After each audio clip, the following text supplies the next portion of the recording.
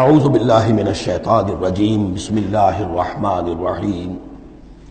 اب دیکھیے یہاں 6 رکوع ختم ہوئے، 7واں رکوع شروع ہو رہا ہے، اور 7ویں رکوع کی پہلی آیت سورہ بنی اسرائیل میں بھی یہی تھی، وَإِذْ قُلْنَا لِلْمَلَائِكَةِ اسْجُدُوا لِآدَمَ فَسَجَدُوا إِلَّا إِبْلِيسَ۔ بالکل ٹھیک درمیان میں سورہ بنی اسرائیل میں بھی 12 رکوع اس کے ہیں، 12 رکوع اس کے ہیں۔ سورہ بنی اسرائیل کی 111 آیات ہیں، سورہ کہف کی 110 آیت ہیں۔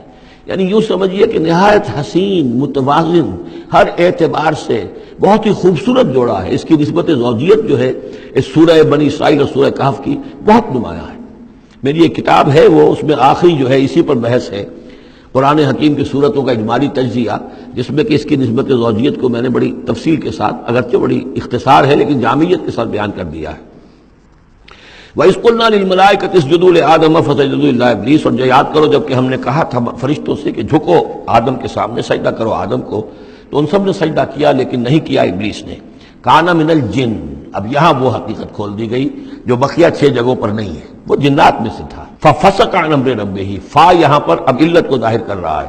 فرشتہ کبھی بھی اللہ کے حکم سے سرتابی نہیں کرتا، فرشتہ اللہ کے حکم کی نافرمانی نہیں کرتا۔ یفعلون ما یؤمرون لا یعصون اللہ ما امرهم، تو یہ جو نافرمانی اس نے کی ہے اس کی وجہ یہ ہے کہ وہ فرشتوں میں سے نہیں تھا، جنات میں سے تھا۔ کان من الجن ففسق عن امر ربہ، تو اس نے وہ نگل بھاگا اپنے رب کے حکم سے، یہ نافرمانی کی اپنے رب کے فرمان کی۔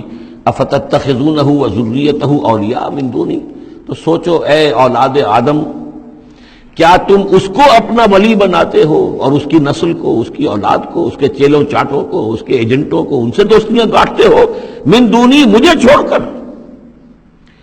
میں تمہارا خیر خواہ، میں نے تمہارے سامنے سارے فرشتوں کو جھکوا دیا، میں نے تمہیں خلافت عرضی عطا فرمائی، تم میری کریشن کا ماسٹر پیس، کلائمیکس، اور تم بدبختو، تم نے مجھے چھوڑ کر دوست بنایا اس شیطان لعین کو اور اس کے ایجنٹوں کو اور اس کی اولاد کو، چاہے وہ اس کے ایجنٹ جو ہیں وہ اس کے صلب سے ہیں، اس کی اولاد سے ہیں، اور یا یہ کہ انسانوں میں سے ہیں۔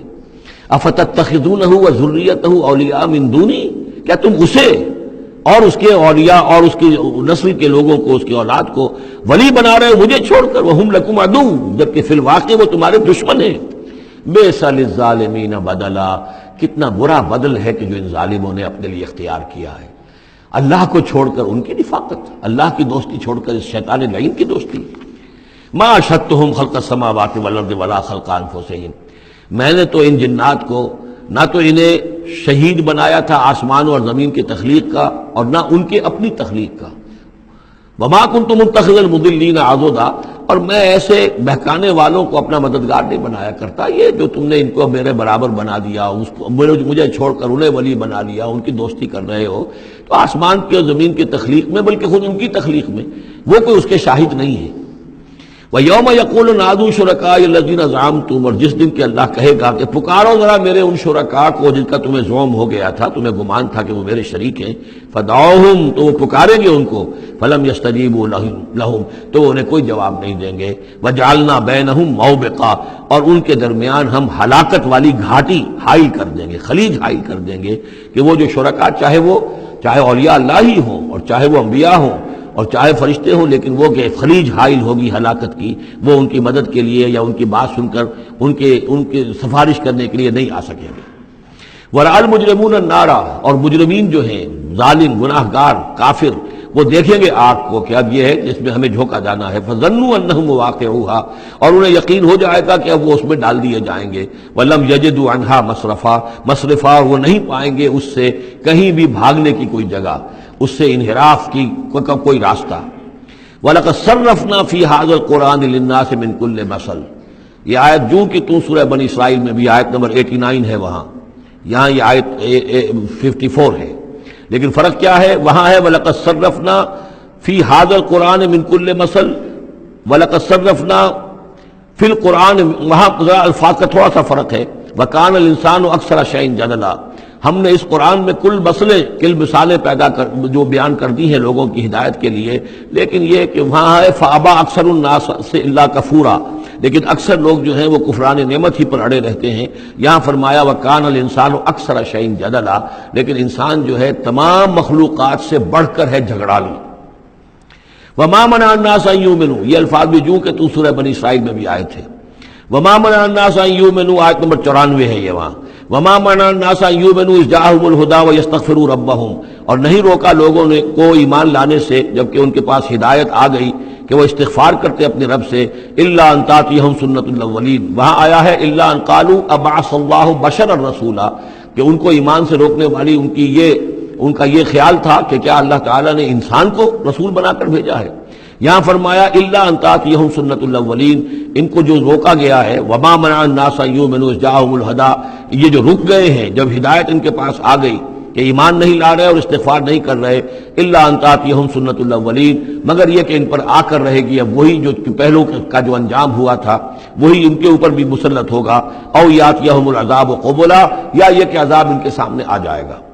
وما نرسل المرسلین الا مبشرین ومنذرین، یہاں پہ جمع کے سیغے میں آ رہا ہے، سورہ بنی اسرائیل میں واحد کے سیغے میں آیا تھا آخری رکوع میں، وما ارسلناک الا مبشرا ونذیرا، اور ہم نے نہیں بھیجا ہے محمد آپ کو مگر مبشر اور نذیر بنا کر۔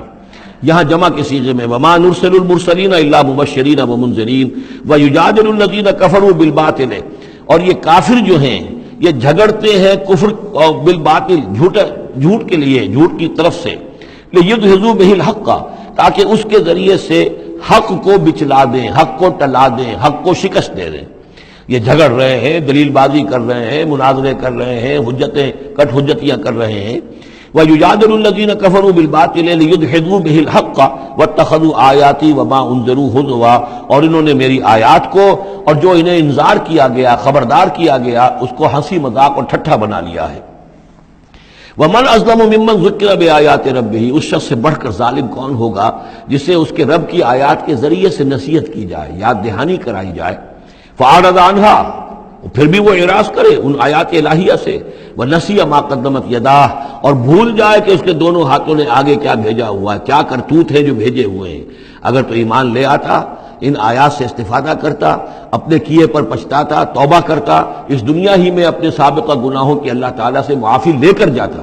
لیکن یہ کہ یہاں تو صورت یہ ہے کہ وَمَنْ أَظْلَمُ مِمَّنْ ذُكِّرَ بِآيَاتِ رَبِّهِ، اسے تذکیر کی گئی، نصیحت کی گئی اس کے رب کی آیات سے، فَأَعْرَضَ عَنْهَا، اس نے اعراض کیا، وَنَسِیَ مَا قَدَّمَتْ يَدَاهُ، اور بھولے رہا وہ کہ کیا کچھ اس نے آگے بھیجا ہوا ہے، کیا جھاڑ جکاڑ جو ہے اس نے عاقبت کے لیے تیار کیا ہوا ہے۔